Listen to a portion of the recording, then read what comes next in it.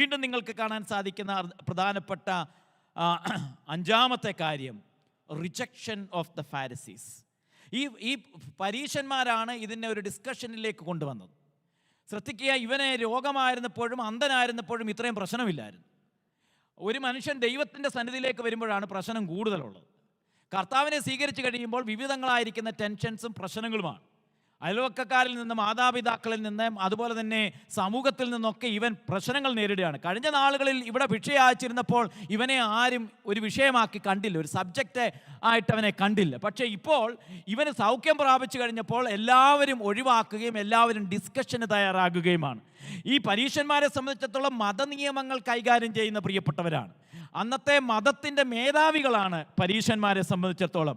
അവരെല്ലാം നിയമങ്ങൾക്ക് അടിസ്ഥാനപ്പെടുത്തി മാത്രമേ അവർ കാര്യങ്ങൾ കൈകാര്യം ചെയ്യത്തുള്ളൂ. അതുകൊണ്ട് ഇവനെ, ഈ കുരുടനായിരിക്കുന്ന മനുഷ്യനെ പരീശന്മാർ കൊണ്ടുപോയി അവനെ ചോദ്യം ചെയ്യുന്ന സന്ദർഭത്തിൽ അവർ പറയുന്ന ഒത്തിരി സ്റ്റേറ്റ്മെൻറ്റുകളുണ്ട്. അവർ പറയുന്നത്, this man is not from God. നിന്നെ സൗഖ്യമാക്കിയ മനുഷ്യൻ ദൈവത്തിൽ നിന്നുള്ളവൻ അല്ല, ദൈവത്തിൽ നിന്നുള്ളവനല്ല. He broke the Sabbath law. അവൻ ശബത്തിനെ ഒഴിവാക്കുന്നവനാണ്. നിങ്ങൾ അതിൻ്റെ 16-ാമത്തെ വാക്യത്തിൽ, പരീശന്മാരിൽ ചിലർ ഈ മനുഷ്യൻ ശബത്ത് പ്രമാണിക്കാകൊണ്ട്, the man is not from God for he does not keep the Sabbath. അപ്പം ശബത്തിനെ ഇദ്ദേഹം ലംഘിച്ചു. അതുവരെയും ആചാരപ്രകാരം, സഭയുടെ നിയമപ്രകാരം, മതത്തിൻ്റെ അടിസ്ഥാനത്തിൽ കാര്യങ്ങളും യാഗങ്ങളും ആചാരങ്ങളും അനുഷ്ഠാനങ്ങളും കൃത്യമായി ചെയ്തു കൂട്ടുന്ന ഒരു ഗ്രൂപ്പാണ് ഫാരിസീസ്. അവരെ സംബന്ധിച്ചിടത്തോളം ശബത്ത് എന്ന് പറയപ്പെടുന്നത് ദൈവം കൊടുത്ത നിയമം തന്നെയാണ്. അവരെ സംബന്ധിച്ചിടത്തോളം ഇതൊരു തെറ്റായിട്ട് അവർക്ക് തോന്നാൻ സാധ്യതയില്ല. കാരണം അവരെ ഈ നിയമങ്ങളനുസരിച്ചും ആചാരങ്ങളനുസരിച്ചും പോകുന്ന ആളുകൾ തന്നെയാണ്. അതുകൊണ്ടാണ് അവർ പറയുന്നത്, this man is not from God, he is breaking the Sabbath. അദ്ദേഹം ശബത്തിനെ ബ്രേക്ക് ചെയ്യുന്നതാണ്, ദൈവത്തിൽ നിന്ന് വന്നവനല്ല. മാത്രമല്ല, മോശയുടെ കൽപ്പനയും അവൻ അനുസരിക്കുന്നില്ല എന്നും താൻ പറയുന്നു.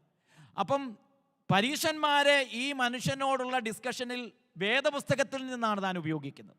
ദൈവശാസ്ത്രപരമായിരിക്കുന്ന ചിന്തകൾ വെച്ചാണ് ഇദ്ദേഹത്തോട് സംവാദിക്കുവാനായിട്ട് തയ്യാറാകുന്നത്. ഇതിൻ്റെ മധ്യത്തിലാണ് ഈ മനുഷ്യൻ പറയപ്പെടുന്നത്, അവനെ നിങ്ങൾ എന്തെല്ലാം പറഞ്ഞാലും, ഏതെല്ലാം കാര്യങ്ങൾ നിങ്ങൾ വിശദീകരിച്ചാലും എനിക്കൊരു കാര്യമറിയാം, ഞാൻ അന്ധനായിരുന്നു, പക്ഷേ എനിക്ക് അവൻ സൗഖ്യം തന്നു, എൻ്റെ കണ്ണു തുറന്നു. ഇന്ന് പകൽക്കാലം ദൈവസന്നിധിയിൽ വന്നിരിക്കുന്ന പ്രിയപ്പെട്ടവർ ഗ്രഹിക്കേണ്ടത്, ഓരോ പ്രിയപ്പെട്ടവരും മനസ്സിലാക്കേണ്ട ഏറ്റവും പ്രധാനപ്പെട്ട കാര്യം, അനുഭവങ്ങളില്ലാത്ത മതജ്ഞാനം ജീവിതത്തിൽ നിഷ്ഫലമാണ്. നമ്മുടെ അനുഭവങ്ങൾ കൂടെ ഉണ്ടായിരിക്കണം. ദൈവികമായിരിക്കുന്ന വചനങ്ങളുടെ ചിന്തകൾ നമുക്ക് ഏറ്റവും അനുഗ്രഹം തന്നെയാണ്. എന്നാൽ അനുഭവമില്ലാത്ത മതനിയമങ്ങൾ കാലങ്ങൾ കഴിയുമ്പോൾ അത് കാലഹരണപ്പെട്ടു പോകും. അതുകൊണ്ട് ദൈവസന്നിധിയിൽ ഞാനും നിങ്ങളും പ്രാർത്ഥിക്കേണ്ടത്, നമ്മൾ വചനങ്ങൾ കേൾക്കുന്നുണ്ട്, ദൈവസന്നിധിയിൽ വരുന്നുണ്ട്, വചനത്തിൻ്റെ ആഴങ്ങൾ ഗ്രഹിക്കുന്നുണ്ട്. പക്ഷെ അപ്പോൾ തന്നെ ദൈവമേ, ഈ വചനങ്ങളിൽ കൂടെയുള്ള നിൻ്റെ ന്യായപ്രമാണത്തിലെ അത്ഭുതങ്ങളെ കാണുവാൻ എൻ്റെ കണ്ണുകളെ തുറക്കണമേ എന്ന് സങ്കീർത്തനക്കാരൻ പ്രാർത്ഥിച്ചതുപോലെ, ന്യായപ്രമാണം ദൈവത്തിൻ്റെ പ്രമാണമാണ്, വചനം ദൈവത്തിൻ്റെ വചനമാണ്. എന്നാൽ ഈ വചനത്തിൽ വെച്ചിരിക്കുന്ന അഗോചരങ്ങളായിരിക്കുന്ന അത്ഭുതങ്ങളുണ്ട്. അത് അനുഭവവേദ്യമാക്കി തീർക്കുവാൻ അവൻ്റെ അടുക്കിലേക്ക് വരുന്ന ഏത് സാധാരണക്കാരനും, മതനിയമങ്ങളും തിയോളജിയും ദൈവശാസ്ത്രവും പഠിച്ച ഈ പണ്ഡിതന്മാരെ സംബന്ധിച്ചിടത്തോളം അവർ ദൈവവചനവുമായിട്ട് നിൽക്കുമ്പോൾ ഈ മനുഷ്യൻ അത്രമാത്രം വചനമൊന്നും പഠിച്ചവനല്ല.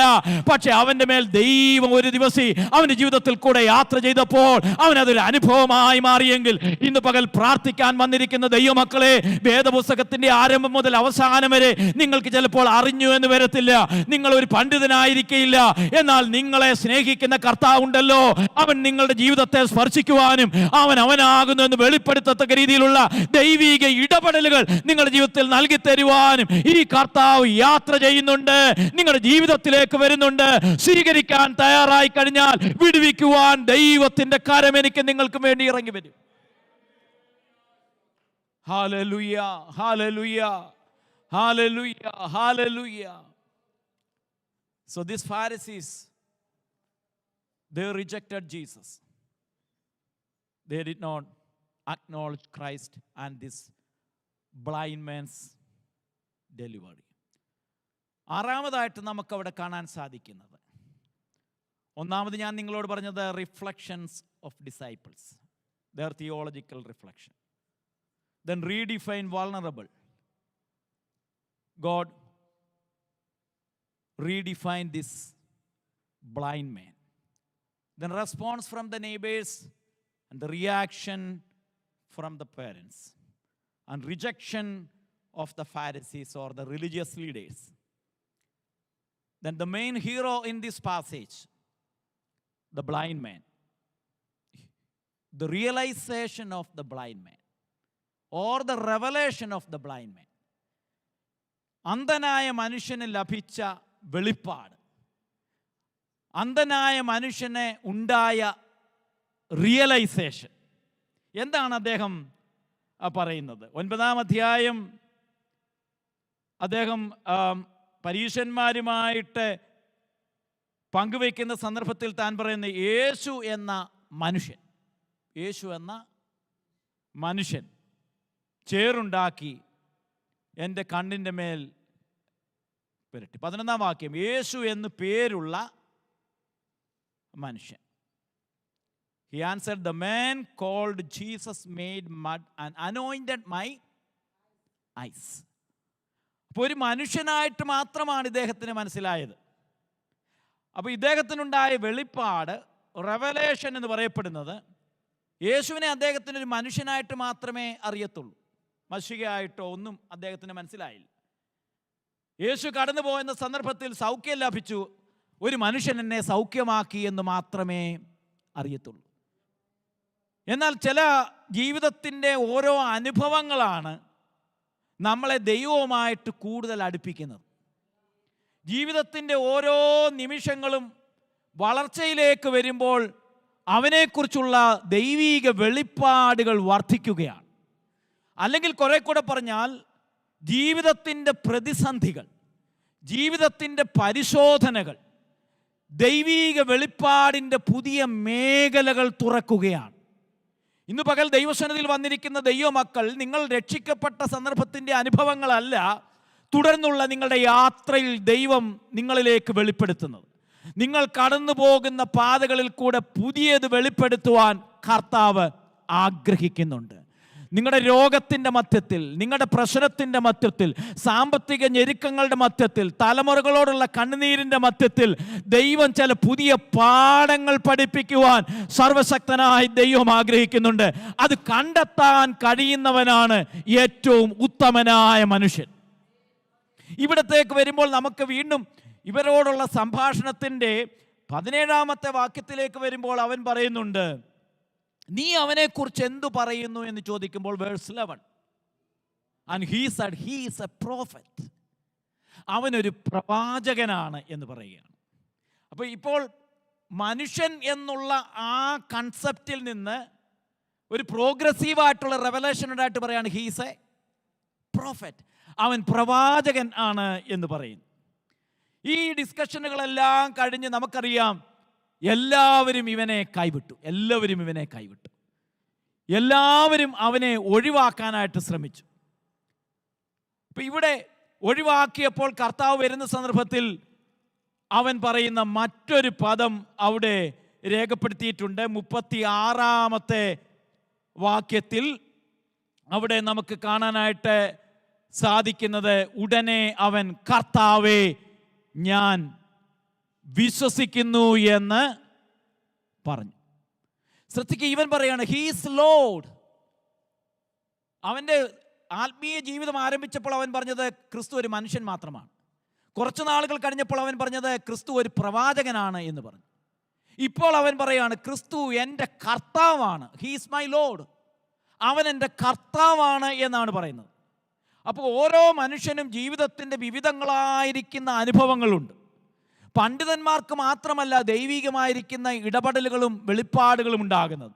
സാധാരണക്കാരനായിരിക്കുന്ന ഈ മനുഷ്യൻ, ദൈവശാസ്ത്രം പഠിച്ചിട്ടില്ലാത്ത ഈ മനുഷ്യൻ ജീവിതത്തിൻ്റെ അനുഭവങ്ങളുടെ മധ്യത്തിൽ താൻ പറയുകയാണ്, അവൻ എൻ്റെ രക്ഷകനാണ്.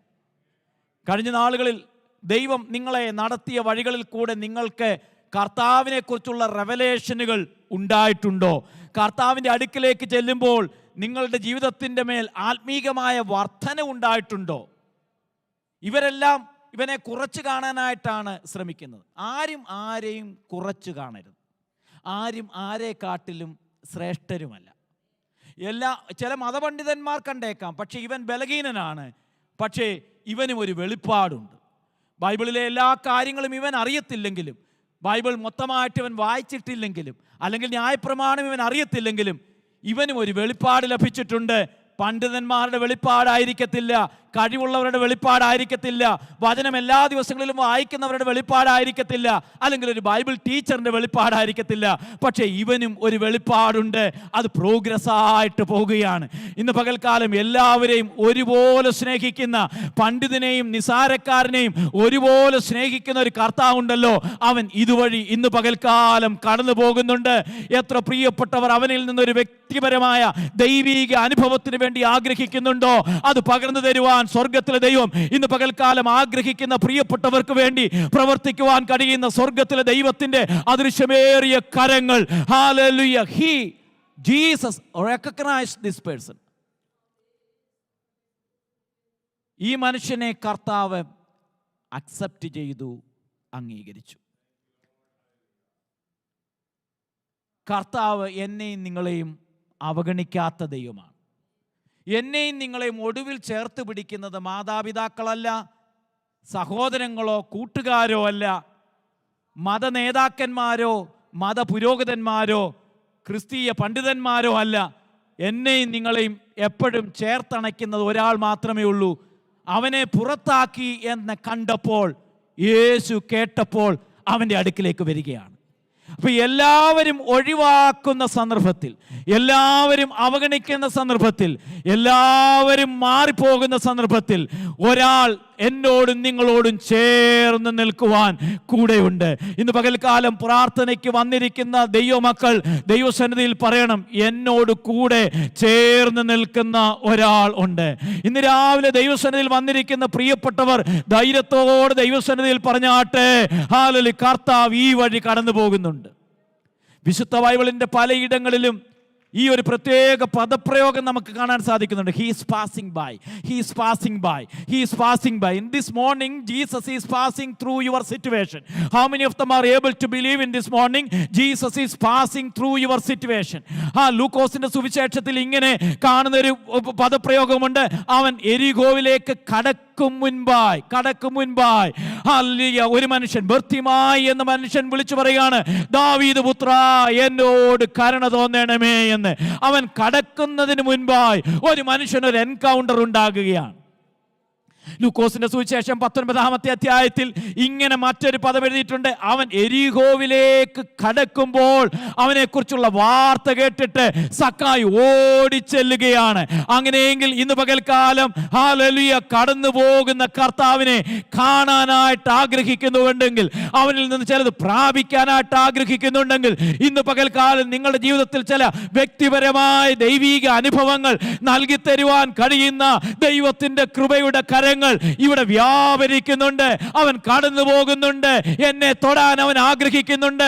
എന്നെ കാണാൻ ആഗ്രഹിക്കുന്നുണ്ട്. എന്റെ ജീവിതത്തെ സ്പർശിക്കുവാൻ അവൻ ആഗ്രഹിക്കുന്നുണ്ട്. യോഹന്നാന്റെ സുവിശേഷം 4-ാമത്തെ അധ്യായത്തിൽ he was passing through Samaria. അവൻ ശമരിയയിൽ കൂടെ കടന്നു പോകുമ്പോൾ, എൻ്റെ ദുഃഖങ്ങൾ ആരോടും പറയണ്ട, എൻ്റെ വേദനകൾ പങ്കുവെക്കണ്ട എന്ന് കരുതി ഉച്ചയ്ക്ക് ഒരു നിമിഷം വെള്ളം കോരാൻ വന്നിരിക്കുന്ന ഒരു സ്ത്രീയെ തേടി, ആ സമൂഹത്തിലെ അഭിസാരിക എന്ന് കരുതപ്പെടുന്ന ഒരു സ്ത്രീയെ തേടി കർത്താവ് ശമരിയയിലേക്ക് വരികയാണ്.